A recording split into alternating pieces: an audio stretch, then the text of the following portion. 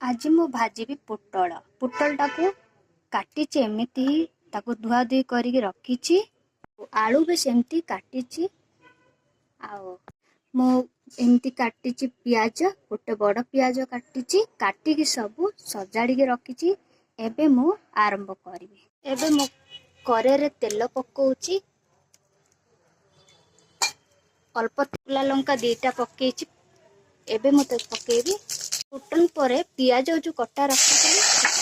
एबे ताकू मैं घाटी देवी पियाज टाकू टिके घाटी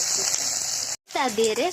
पोटल जो काटिकी रखी ता देहरे पकईदे एबे ताकू पोटल पकईदेली एबे ताकू टिके उल्टाई देवी एबे ता देहरे आलू जो रखी एबे आलू टाकू ता देहरे मैं ता देहरे घाटी दे एबे पकईबी हलदी हलदी 2 चामच देखिकी परिवा देखिकी हलदी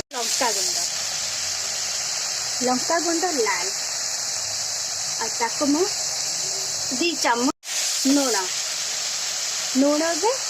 स्वाद अनुसार 2 चामच आउ अधे चामच एबे ताको मु हलदी लुण सब पकई सारा घाटी देकी ढाकुण देकी ताको मुझे किसी समय पर सीझापी एबे मोर ढाकुण देखुची मोर पोटल आलू भजाटा घाटी दवा टिके भल टे घाटी दवा आउ थे ढाकुण देकी बसई दवा एबे देखिबा मोर पोटल आलू भजाटा केमती है ये पटको टे लाल लाल होगा आसलानी आ सीझा भी आसलानी पुणी आ किसी समय